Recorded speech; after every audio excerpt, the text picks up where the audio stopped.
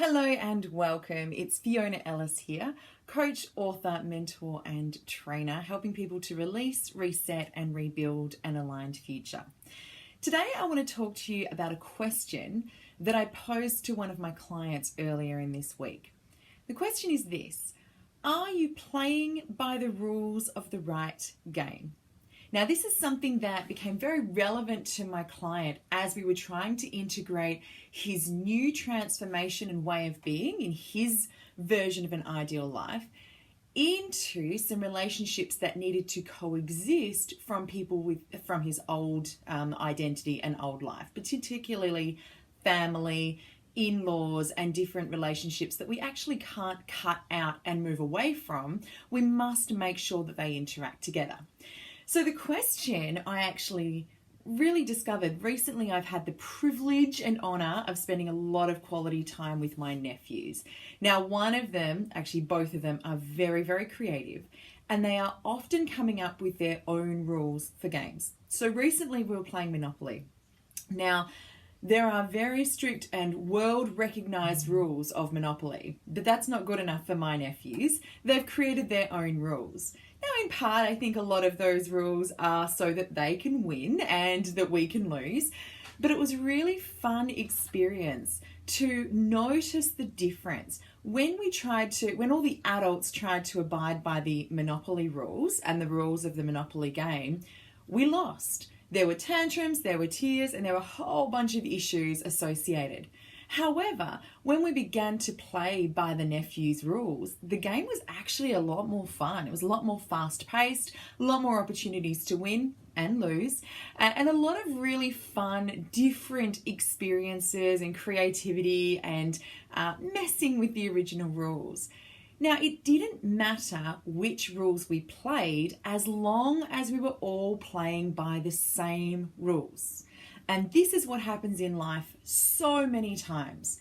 We can go about our life, living life our way with our standards, our values, what we decide is the right way to be. However, if we end up in the wrong game, we're going to lose no matter what. When I first started in the corporate world, I was working in a very man's world. I was working in mining and oil and gas, doing public relations consulting. The first book I was given by a mentor of mine, by a female mentor of mine, was called Nice Girls Don't Get the Corner Office. Now, these days, I do take a little offense to that, but at the time, it seemed so accurate. And what it was a book about all of the things that nice girls do. We're very kind. We're very nurturing. So we'll always get the water or bringing muffins to the office, something like that.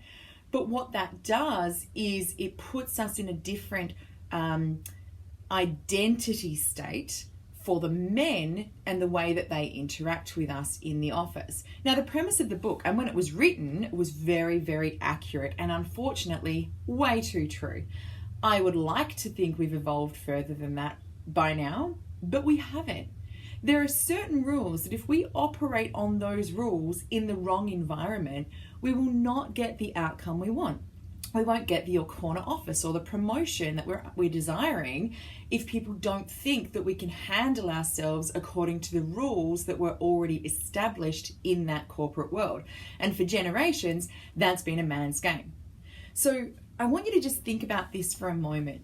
Is there an area of your life where no matter what you do, when you go into that area, you get pushback, you get resistance, you show up being your best self. You show up being kind and generous and accommodating and nurturing. Or perhaps you show up being ruthless and demanding and expressive and cutthroat. And are you finding that in that particular area of your life, it doesn't fly? Perhaps you've become very successful at your field, in your corporate field or in your career, but when you try and apply that to the home life with your children, maybe it just does not work the same way. I've had many clients where in business they've had to be completely disconnected emotionally. They've had to have not walls up, but just there's no place for emotion in their style of business. The challenge is when they have young children, they haven't yet learned how to reconnect emotionally, how to sit down and play. Perhaps they've been very A-type personalities, always achieving, always having a goal, always having an outcome. And then connecting with their children, kids don't care about an outcome. They just want to play. They just want to make stuff up. They want to be creative. And so if we try and take our corporate rules or our career rules into our relationships or with our children, then that can be a real resistance point. It can cause major issues for them, for us. It can cause angst unnecessarily in our family and in our friendship relationships. So think this through. Just because they are the right rules for you in the majority of situations in your life, are they the most appropriate rules, standards, values, behaviors, attitudes, operating procedures, and strategies in the context where you are trying to apply them right now? Now, if the answer is yes, rock on, go for it. And ideally, if you have a way of being and it is in constant contrast with areas of your life, then we need to look at why. We need to understand, is it your way of being that is incongruent? Or not wrong, just incongruent. Or is it your life that's incongruent? Have you changed your internal and not changed your external to catch up? Or vice versa, have you changed your external and not allowed your internal to catch up? So take this question and just pose it to a few areas of life, some where you're going really well. And what you'll notice in the areas that are really rocking, doing really amazing results for you, you'll see that the rules you are playing are a direct match and complement to success in that area of life. Now, when you apply this question to areas where you're experiencing some challenge or resistance, you will notice that the rules you are playing are in conflict with the successful result in that area of your life. Now, these are not about right and wrong. They are purely about, does this get the outcome you want? The rules for Monopoly are epic for Monopoly, but you can't apply them in Scrabble.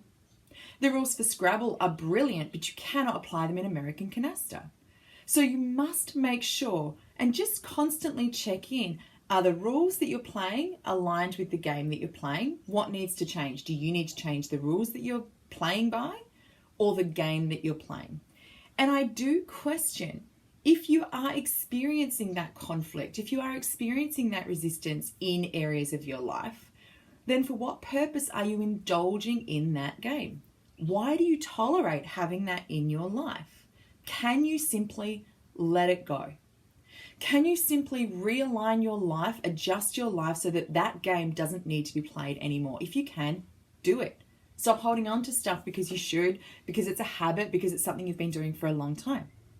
Now, in the case of my client, when it is a relationship, when it is something you don't want to get rid of or can't really get rid of and still live congruent to your highest values, maybe family is a value, but you've got one particular family member who's causing conflict, then simply become very observant. What are their rules? What are their rules to their game? Stop playing your own. It's just going to cause resistance. If you're going to play that game, just play their rules. And you will be so surprised potentially and relieved to notice how easy life becomes when you simply become an observer in playing the rules of that game. You can know the rules are wrong. I know my nephew's rules for Monopoly are wrong. But when I allow myself to simply observe his rules and play his game his way, we all have so much fun. It is so much more enjoyable than trying to fight for rules that are right. So I trust this is valuable. I would love to know your thoughts. I'd love to know your observations. Reach out below or send us an email. And until we speak, take care of you, take care of others, and take care of the greater good. Bye for now.